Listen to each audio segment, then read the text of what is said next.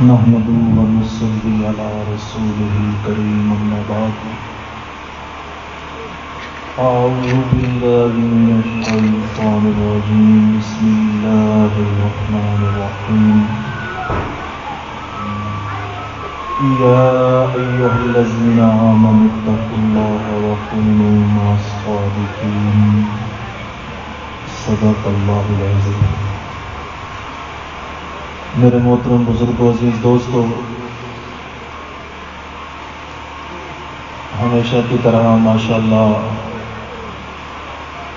اس بار بھی اللہ تعالیٰ نے اس گلشن قرآن میں آج کے اس مبارک موقع پر حاضری کی سعادت بخشی ہے.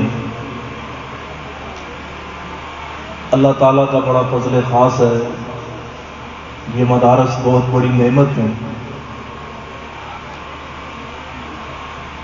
اور یہ نعمت یہاں ہمارے ملک پاکستان میں بے بہا ہے. کسی زمانے میں امام ڈھونڈنا، مدرس ڈھونڈنا بڑا مشکل کام ہوتا تھا. آج اللہ تعالیٰ کی ایسی رحمت ہے، جگہ جگہ پر ہمیں قرآن پڑھنے پڑھانے والے مل جاتے ہیں اور یہ انہی مدارس کی برکتیں ہیں.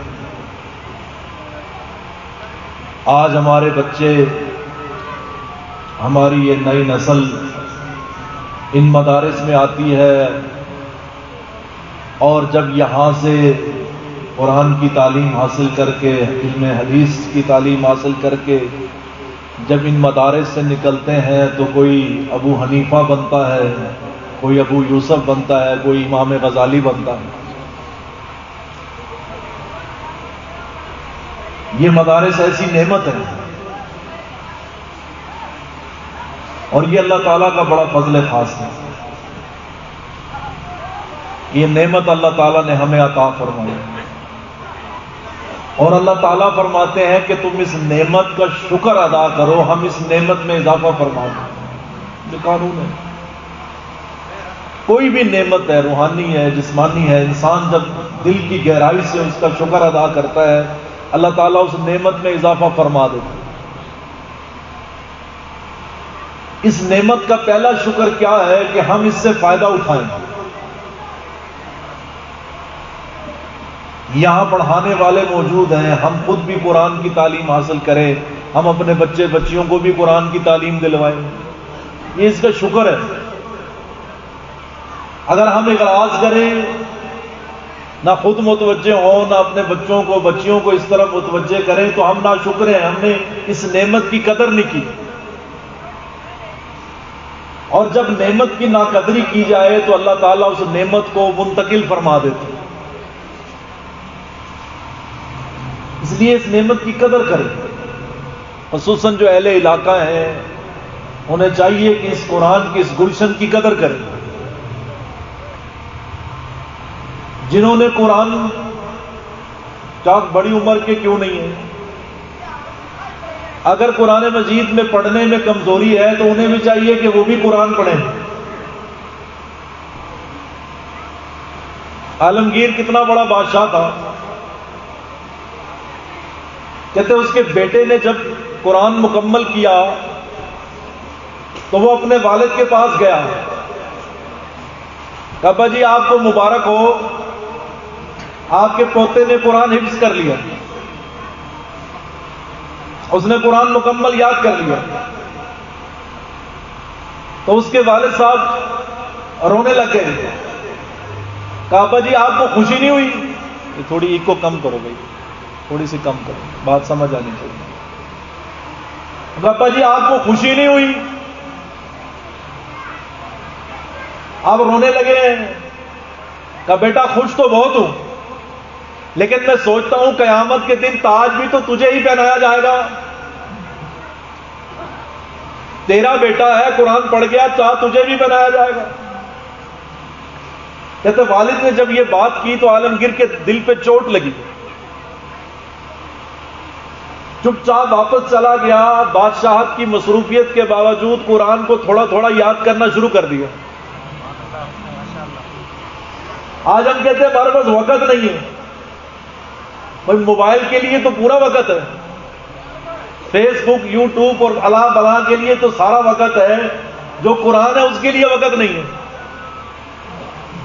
گھڑی پل اہل علم کے پاس بیٹھنے کا وقت نہیں ہے، بے دینوں کے پاس بیٹھے ہوئے ہیں. غیبت کرنے والوں کے پاس، چغلی کرنے والوں کے پاس، ادھر ادھر کی فضولیات کے پاس تو بہت وقت ہے. اخبار تو گھنٹوں دیتے ہیں، جب تک پورا چارٹ نہ لگے اخبار چھوڑتے نہیں ہیں، حالانکہ سوائے اس میں جھوٹ کے اور کچھ بھی نہیں ہے. اہل علم اور اللہ والوں کے پاس بیٹھو جو آسمان کی خبریں دیتے ہیں، جو آسمان کی خبر دیتے ہیں، وہ بتائیں گے کہ یہ کیا ہو رہا. ہمارے پاس وقت نہیں ہے اور ہم پچھتائیں گے، قبر میں جانے کے بعد پچھتائیں گے، ہائے یہ زندگی کتنی قیمتی تھی جو ہم نے فضولیات میں ضائع کر دی. کاش ہم تھوڑا سا دل قرآن سے لگا لیتے، آج ہمارا یہاں کام بن جاتا. بادشاہت کی مصروفیت کے باوجود قرآن اس نے یاد شروع کیا، چند ماہ میں پورا قرآن یاد کر لیا، پورا قرآن مجید یاد کیا. اور پھر دوڑتا ہوا اپنے والد کے پاس گیا، کہا ابا جی غم نہ کرے، اب قیامت کے دن تاج آپ کو بھی پہنایا جائے گا. آج جتنے حافظ قرآن ہیں آپ ان بچوں کا انٹرویو کر کے دیکھ لیں، بیٹے کبھی آپ کے والد نے گھر میں، والدہ نے یا بھائی نے، کسی نے آپ سے قرآن سنا؟ میں دعوت فکر دیتا ہوں آپ لوگوں کو، آپ سے بیٹے کبھی کسی نے آپ سے سنا کہ بیٹے قرآن سناؤ؟ آج آپ نے کتنا قرآن پڑھا؟ مدارس والوں سے پوچھو، محتمم سے پوچھو، مدرس سے پوچھو، استاد سے پوچھو کہ جب بچے کو دے کے جاتے ہیں مڑ کے بچے کی کبھی خبر نہیں لیتے. کبھی نہیں پوچھا کہ ہم جو بچے کو چھوڑ کر گئے ہمارے بچے کا حال کیا ہے. یہ اگر دستار بندی کا ایک موقع نہ بنایا جاتا اس میں بھی کوئی نہ آتا. یہ ایک مدرسے والوں نے چلو بھائی 2 سال 3 سال بچے کو قرآن اس کے سینے میں گیا ہے، آج موقع ہے، چلو اس کے گھر والوں میں سے کوئی تو آئے، بھائی آئے، والد آج آئے. اس پر بھی آنے میں بڑی مشکل دکھاتے ہیں. جب دے کے جاتے ہیں تو کیسا ہوتا ہے، جب لے کے جاتے ہیں تو کیسا ہوتا ہے. دے کر گئے تو کچھ بھی نہیں ہے. استاد نے اس پر اتنی محنت کی، قرآن اس کے سینے میں اتارا، 30 پاروں کا حافظ بن گیا. اب اس کو دستار باندھی جا رہی ہے، گلے میں ہار ڈالا جا رہا ہے. لیکن اس عرصے کے درمیان استاد اور شاگرد نے مشقت کون سی اٹھائی ہے یہ اللہ جانتا ہے. کن کن حالات کے اندر. ہمارے حضرت کے والد صاحب مفتی نیاز محمد رحمۃ اللہ علیہ چین سے ہجرت کر کے آئے، پھر یہاں پر باول نگر میں آ کے مدرسہ بنایا.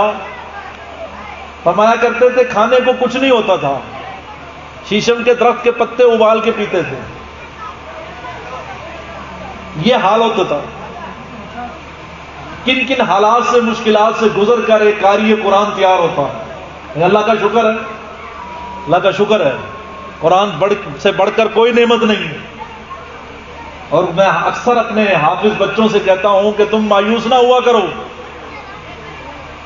موازنہ کرتے ہو دنیا والوں کے ساتھ، ان کے پاس جو کچھ ہے وہ تو قبر کے دروازے تک مٹ جائے گی. جو سینے میں تمہارے دولت اللہ نے رکھی ہے وہ قبر میں بھی تمہارے ساتھ ہے، حشر میں بھی تمہارے ساتھ ہے. دنیا کے جتنے علوم ہیں وہ تو قبر کے دروازے تک گئے، اس سے آگے کوئی ٹائٹل نہیں جاتا، کوئی ٹائٹل اس سے آگے جانے والا نہیں. لیکن حافظ قرآن سبحان اللہ یہ ایسا علم ہے، ایسا علم کہ میدان حشر میں بھی چل رہا ہے. میدان حشر میں بھی حافظ قرآن کو کہا جائے گا پڑھتا جا، جنت کی سیڑھیاں چڑھتا جا، جنت کی سیڑھیاں چڑھتا جا. نعمت ایسی اللہ تعالیٰ نے عطا فرمائی. لیکن ہم کیا ہے، ہم ناشکری کرتے ہیں. اب اگر بچہ پڑھے قرآن اور اس کے بعد اسی قرآن کی فیلڈ میں آگے چلے، اللہ تعالیٰ عزتوں کے دروازے کھول دیتے ہیں، رحمتوں کے دروازے کھول دیتے ہیں. بولو بھائی خدا دنیا میں نافرمانوں کو روٹی دیتا ہے، جو اس کی فرما برداری کرتے ہیں، جو اس کے کلام کو پڑھتے پڑھاتے ہیں، خدا انہیں روٹی نہیں دے گا؟ بولو ٹھاٹ کی دیتا. لیکن ہم اپنے باطن کی دولت پر نظر نہیں کرتے، اس لیے نفس و شیطان ہمیں مایوس کرتے ہیں. ہم بھی کہتے ہیں ہمارے پاس بھی بڑے عہدے ہونے چاہیے تھے، ہمارے پاس یہ بھی ہونا چاہیے تھا، یہ بھی ہونا چاہیے تھا. بھائی آپ سوچو تو صحیح، اللہ تعالیٰ نے آپ کے سینے میں دولت کون سی رکھی ہے؟ میرے مرشد فرماتے پوری دنیا میں جانا ہوتا ہے، پوری دنیا میں کسی دین کی برکت سے جانا ہوتا ہے. تو اگر کسی سے آپ پوچھیں کہ جناب آپ کون سے؟ جناب میں بہت فیکٹریوں کا مالک ہوں. اچھا بھی آپ کی فیکٹریاں وہ تو جناب پاکستان میں ہیں اور تو فلاں شہر میں ہے، ساتھ نہیں آ سکی. مولانا صاحب آپ، مولوی صاحب آپ کون ہیں؟ کہا اللہ کا شکر ہے، اللہ نے مجھے دین کے چند حرف دیے ہوئے ہیں. میرے پاس نعمت قرآن میرے سینے میں ہے، میری دولت میرے ساتھ ہے، میری دولت میرے ساتھ ہے. میں جہاں بھی چلا جاؤں دنیا میں میری دولت میرے ساتھ ہے. قاری قرآن کو جہاں کہا جائے کہ جناب آپ کا جس سینے میں قرآن ہے یہ سنا دیجیے، فوراً سنانا شروع کر دے گا. وہ یہ نہیں کہے گا جناب میں تو پاکستان میں تھا، وہاں حافظ تھا، یہاں تو نہیں ہے. نہیں، قرآن ایسی نعمت ہے میرے سینے میں، میری دولت میرے ساتھ ہے. کبھی ہمیں اپنی باطن کی دولت پہ خود غور کرنا چاہیے کہ اللہ تعالیٰ نے کیسی نعمت عطا فرمائی ہے. ہم دنیا سے موازنہ، دنیا سے کیا موازنہ ہے بتاؤ بھائی؟ کوئی دنیا جتنی چاہے اکٹھی کر لے مچھر کے پر کے برابر اس کی قیمت نہیں ہے. اور یہاں پر قرآن جس کے سینے میں آئے، حدیث شریف میں آتا ہے کہ نبوت اس کے سینے میں رکھ دی گئی. حق یہ ہے کہ وہی نہیں آتی. تو کتنی بڑی نعمت. تو سب سے پہلے شکر کرے ان مدارس کا جہاں سے یہ نعمت ملتی ہے، اور اس کا شکرانہ کیا ہے کہ ہم ان سے استفادہ کریں. ہم خود بھی قرآن سیکھیں، اپنے بچوں کو بھی سکھائیں، اور پھر اپنے بچوں کی ذہن سازی بھی کریں. ہم مایوسیاں پھیلاتے ہیں، ہم مایوسیاں پھیلاتے ہیں. وہ دیکھو فلاں کا بچہ وہ ڈاکٹر بن گیا، وہ انجینئر بن گیا. ٹھیک ہے بھی، یہ بہت اچھی بات ہے، بن گیا. ہم نے خود ایک ڈاکٹر صاحب کو روتے ہوئے دیکھا. ہمارے ملتان کے بڑے ڈاکٹروں میں ان کا نام ہے. وہ رو رہے ہیں بھی، کیوں رو رہے ہیں؟ کہ جن کا بچہ فوت ہو گیا، بیٹا فوت ہو گیا. ابھی صدمہ تو ہے، آخر بیٹے کی نعمت چلی گئی، اس وجہ سے روتے ہیں. کہا نہیں، اس وجہ سے بھی روتا ہوں، لیکن میں ایک اور وجہ سے بھی روتا ہوں. ہاں بھائی، وہ وجہ کیا ہے؟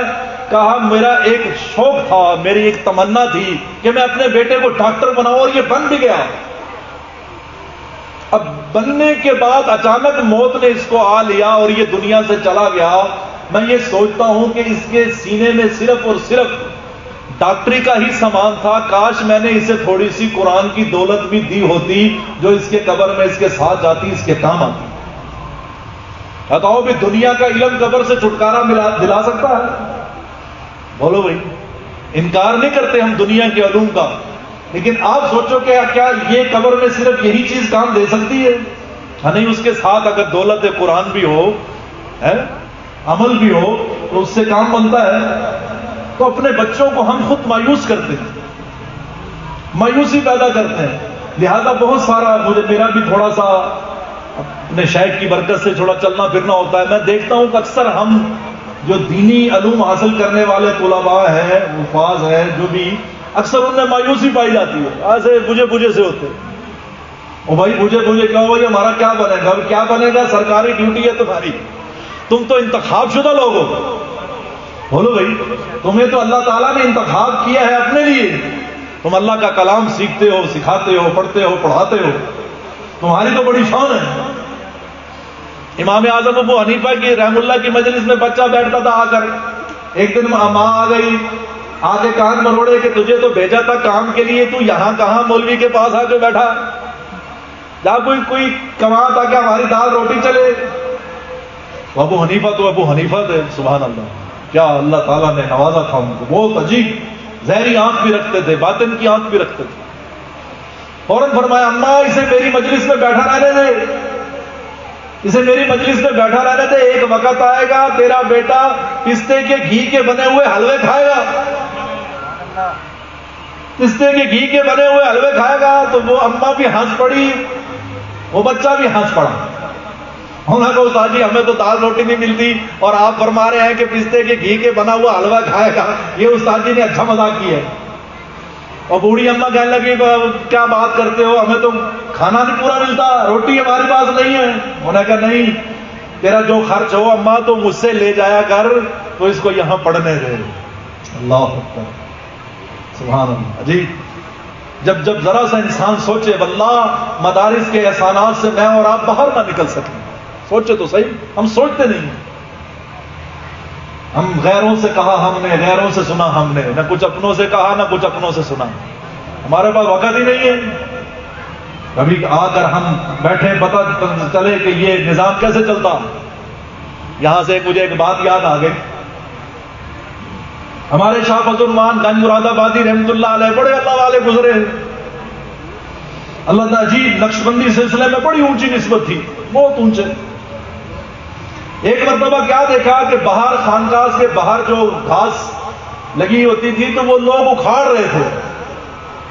حضرت نے خادم سے پوچھا بھی یہ لوگ گھاس کیوں اکھاڑ رہے ہیں؟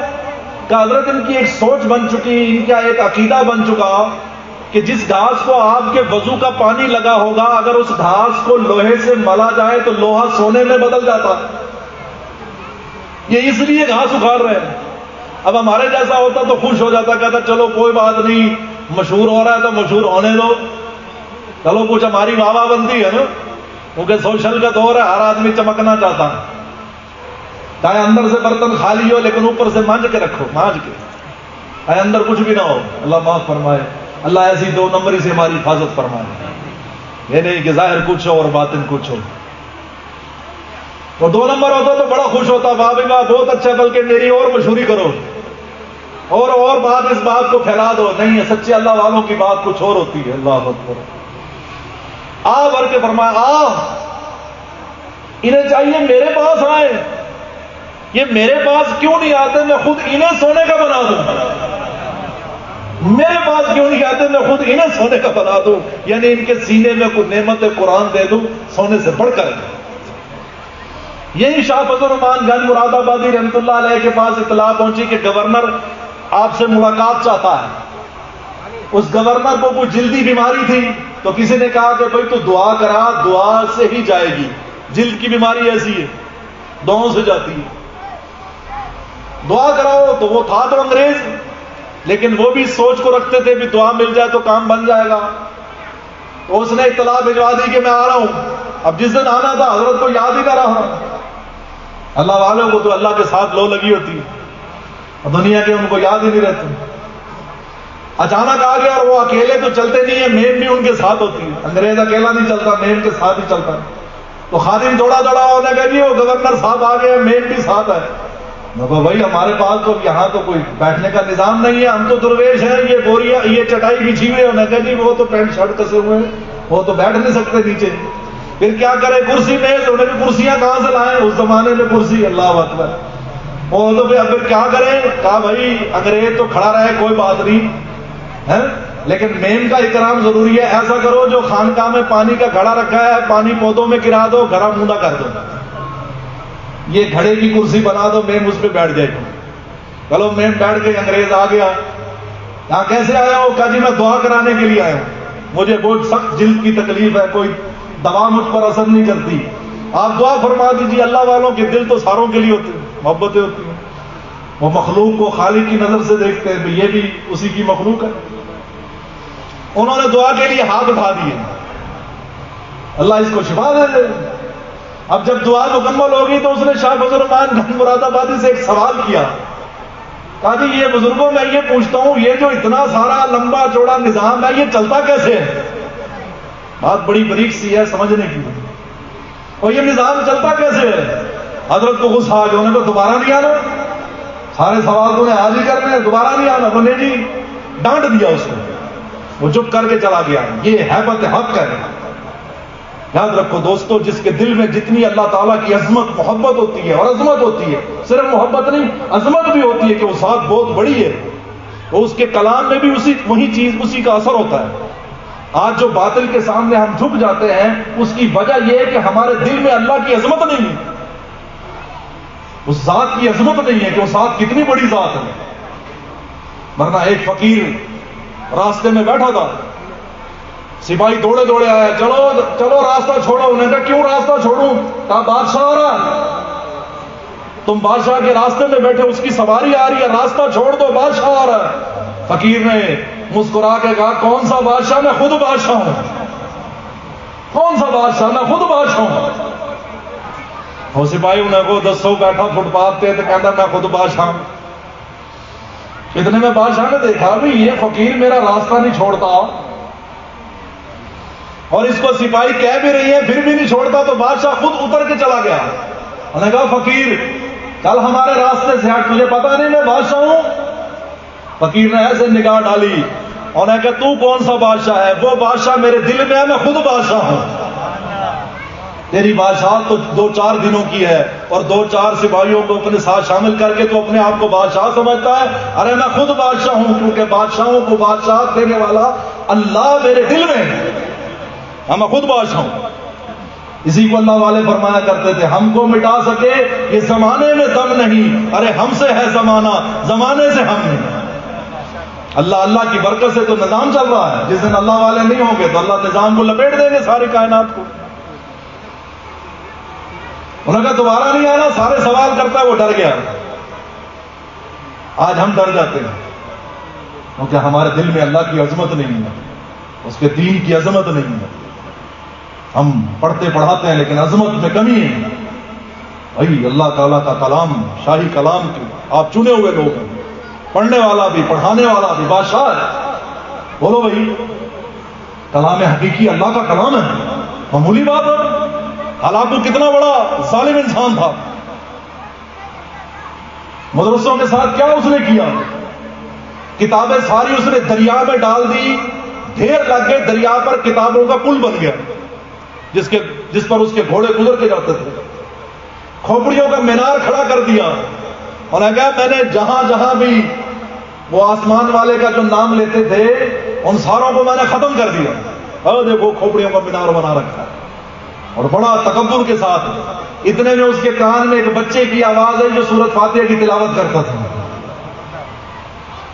وہ کب کبھی تاری ہو گئی. میں کہا ہے یہ کون پڑھنے والا ہے, میں نے تو سب کو ختم کر دیا. تو چھوٹا سا بچہ ہلاکوں کے سامنے سینہ تان کے کھڑا ہو گیا اور نے کہا تو ہماری کتابوں کو دریا میں ڈال سکتا ہے, اگر تیرے میں جرت ہے میرے سینے میں سے میرے مولا کا کلام نکال کے دکھا.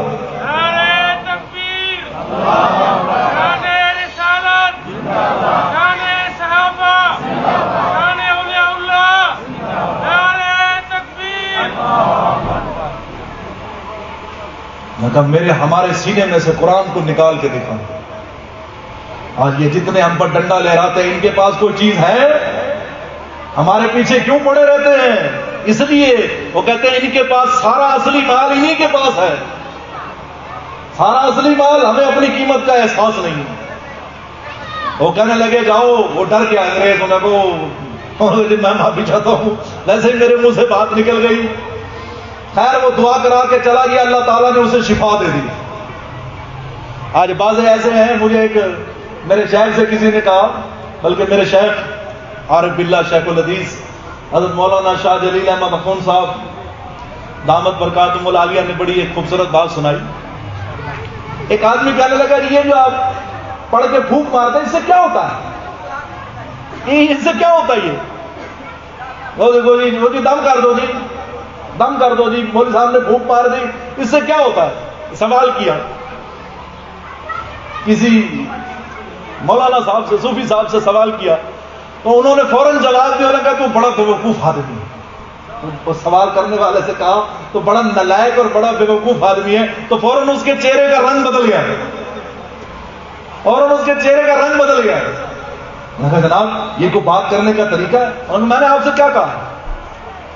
جی اس طرح بات کی جاتی ہے, آپ نے تو مجھے نالائق اور بیوقوف کہہ دیا. کہا میں نے 2 لفظ ہی کہے نا, نالائق اور بیوقوف. کہا کہے ہیں. کہا اس پر تیرے پر اثر ہوا کہ نہیں ہوا؟ بات سمجھے نہیں دوستو؟ اور میں نے تمہیں کہا نالائق اور بیوقوف تو تم پر اثر ہونے کا اثر ہوا ہے. حالانکہ ظالم اگر ان میں اثر ہے تو خدا کے کلام میں کیسے اثر نہیں ہوگا؟ ہمارے سوروردی بزرگوں کے بارے میں لکھا ہے ان کے ہاں بچے کی ولادت ہوئی. اللہ اکبر. بچہ جو پیدا ہوا روئے چلا جا رہا اور خاموش ہی نہ ہو. اب زنان خانے میں سے بات باہر پہنچی کہ جی بچہ ماشاءاللہ اللہ نے بیٹے کی نعمت سے نوازا, لیکن روتا بہت ہے. بڑی کوشش کی, بہلایا, یہ وہ, بچہ چپ ہی نہ کرے. اتنے میں باہر سے گلی سے ایک درویش کی آواز آئی. تو وہ سوروردی خاندان کے نام میرے ذہن سے نکل گیا. انہوں نے کہا بھائی درویش کو بلا کے لاؤ. آج ہم اپنے مسجد کے محلے کے امام صاحب سے، مدرسوں کے دوستوں سے، احباب سے جو خدمت دین میں لگے ہوئے دعا کی درخواست سے بھی شرماتے ہیں. ہمارے اندر ایسا چھپا ہوا کبر ہے، میری بات سے ناراض نہ ہو، چھپا ہوا کبر ہے. ہم کہیں مولوی صاحب کو، ہم کہیں کہ دعا کی نہیں، میاں سارا دن قرآن کے ساتھ تعلق رہتا ہے، یہ جس کی خدمت میں لگے ہیں وہ جلدی سنتا ہے، وہ جلدی سن لیتا ہے. اور بچہ رو رہا تھا، انہوں نے کہا اس درویش کو بلا کے لاؤ. اور آ گئے درویش صاحب. انہوں نے کہا کہ اللہ نے نعمت دی ہے بیٹے کی، روتا بہت ہے. انہوں نے کہا اچھا جی بلاؤ، دیکھیں بچے کی زیارت تو کریں، ولیوں کے خاندان کا بچہ ہے، ہم بھی زیارت کریں. اب ماشاءاللہ بچہ آ گیا، درویش نے اس کو دیکھا، ماشاءاللہ بڑا پیارا بچہ. ماں باپ کی نیکی کا اثر بھی اولاد پر ہوتا ہے. آج ماں باپ کہتے جی ہم مولوی صاحب ہمیں کچھ نہ کہو، ہم جیسے چاہے زندگی گزارے، ہمارے بچے کو نیک کر دو. ٹھیک ہے بھائی، ہم تو کرنے کی کوشش کرتے ہیں، کچھ آپ بھی تو کرو. آپ دونوں میاں بیوی کیا کہے، بس اب الفاظ نہیں ہے میرے پاس. ہم کہتے جی ہم جیسے جیسے ماڈرن رہے دونوں ہیں، برگر رہے، برگر دونوں برگر رہے، برگر شوارما رہے، لیکن بیٹے کو ہمارے لائق کر دو، اس کو مولوی صاحب سدھار دو. میں نے کہا آپ جا کر یہ گھر آئے تو آپ اس سے ٹوسٹ کرواؤ. اور پھر بیچارے مولوی صاحب کی کمبختی ہے کہ جی اس کو قرآن نہیں آتا، پورا سبق یاد نہیں ہوتا. بھی کچھ آپ نے بھی کیا ہے، یہ ساری مولوی صاحب کی ذمہ داری ہے. اور بچے کو انہوں نے دیکھا ماشاءاللہ بڑا، لیکن رو رہا تھا. تو درویش نے بچے کے ایک کان سے منہ لگایا، ذرا سا کچھ کیا، پھر دوسرے کان سے منہ لگایا، ذرا سا کچھ پڑا، تو بچہ خاموش ہو گیا، ماشاءاللہ مسکرانے لگ گیا. اب یہ بھی حیران ہونے کو، مولوی صاحب درویش جی کیڑا دم کیتا ہے جو اتنے یہ تو کل کا سانوں نے وقت پایا، ایڈا روندا پیا، تسی کی کیتا؟ میں نے جی میں نے کچھ نہیں کیا. ہائے ہائے کیا عزت و انکساری تھی. آ کہتے ہم کر رہے ہیں، ہم کیا کر رہے ہیں، ہم تھوڑی کرا رہے ہیں، وہ کرا رہے ہیں. تو اگر نیکی کی توفیقات ہے، خدمت دین کی توفیقات ہے، تو مولا کی عطا ہے، اللہ تعالیٰ کی عطا ہے. اللہ نہ چاہے تو کچھ ہو سکتا ہے؟ بولو بھائی، کچھ نہیں ہو سکتا ہے. اس کی عطا پہ نظر کرنی چاہیے. کار فرما تو لطف ہے ان کا، ہم غلاموں کا نام ہوتا ہے. کار فرما تو ان کا ہے، نام ہمارا ہوتا، ہم تھوڑی. انہیں کہا نہیں جی میں نے، انہیں کہا نہیں جی تسی تے چلے جاؤ گے، پھر اسی کتوں لپاں گے تانوں، جڑا تسی وظیفہ دم کیتا سانوں دسی جاؤ، تاکہ بعد میں اگر یہ دوبارہ اس طرح کی ڈسٹربنس پیدا کرے تو ہم پھر اس کے اوپر دم کر دیں. انہیں کہا جی میرا دل کہتا ہے اس بچے کی ماں حافظ قرآن ہے، اس بچے کی ماں حافظ قرآن ہے اور قرآن کی عاشقہ ہے. اس بچے کی غذا ہی قرآن تھی.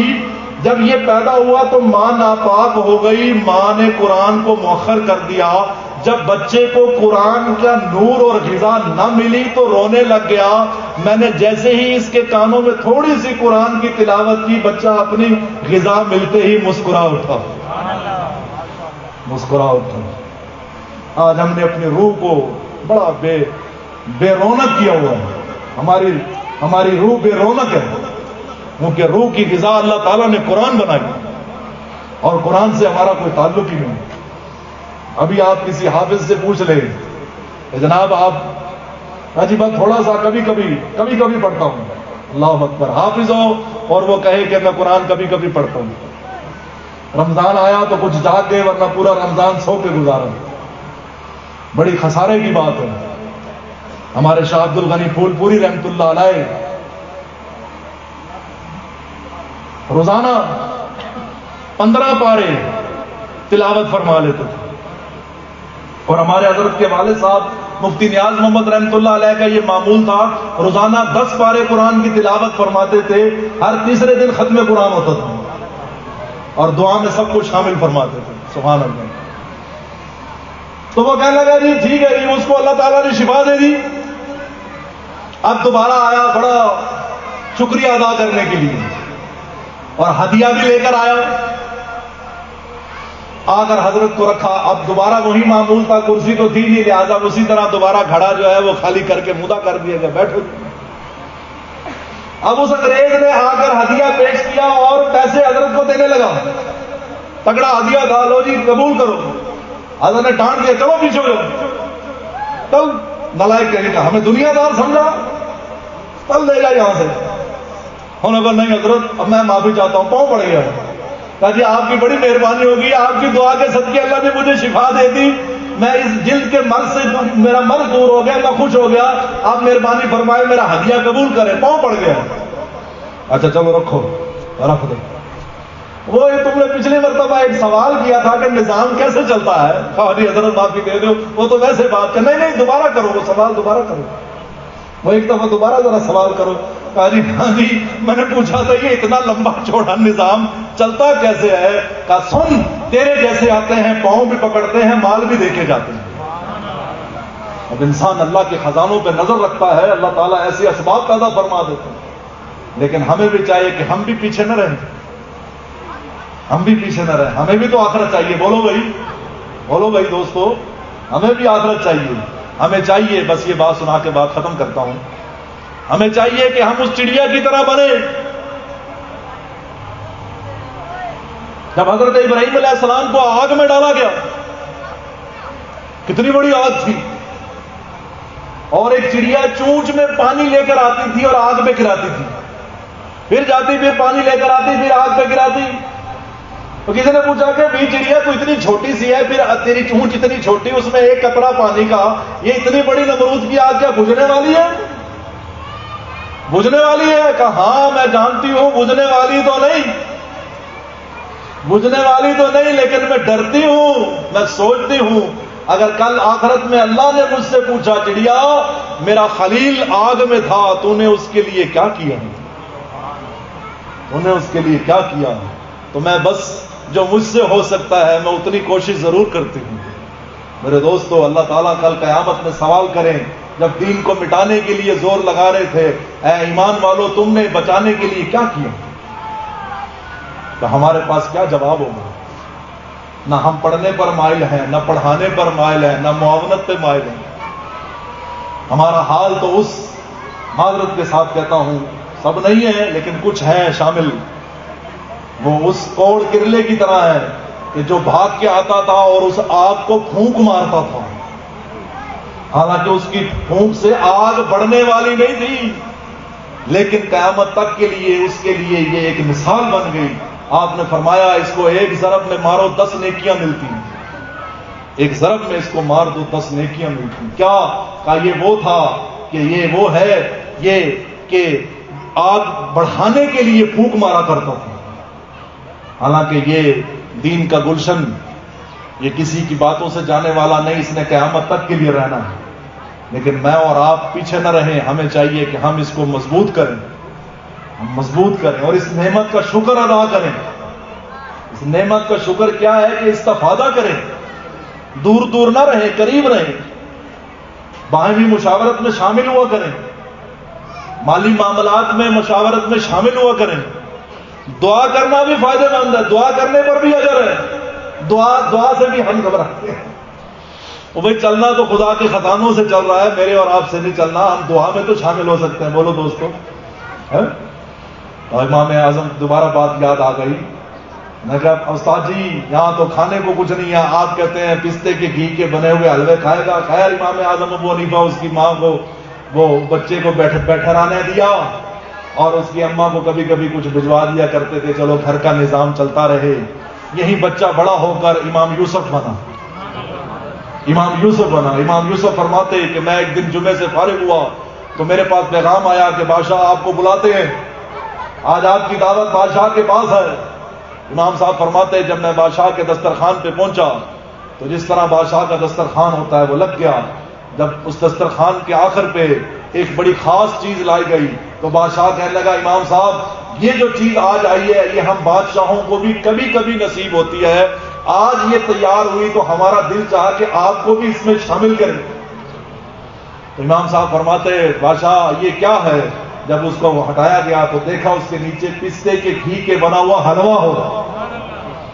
امام ابو یوسف فرماتے اس کو دیکھ کر میری آنکھ میں آنسو آ گئے. میں کہا واہ استاد جی، میں چھوٹا سا تھا تو آپ نے میری ماں سے کہا تھا کہ اس کو پڑھنے دے، اس کو خدا کا دین سیکھنے دے. ایک وقت آئے گا تیرا بیٹا پستے کے گھی کے بنے ہوئے حلوے کھائے گا۔ بس میرے دوستو کہ ہم اور آپ محبت کریں، محبت بھی کریں، معاونت بھی کریں، دعاؤں میں بھی یاد رکھیں، اور اپنے بچوں کی حوصلہ افزائی بھی کریں، حوصلہ افزائی بھی کریں۔ اس قرآن سے بڑھ کر کوئی نعمت نہیں، کوئی نعمت نہیں۔ پوری دنیا میں آپ چلے جائیں، پوری دنیا میں اللہ تعالیٰ عزتوں کے دروازے کھول دیتے ہیں۔ اللہ مجھے اور آپ کو عمل کی توفیق عطا فرمائے۔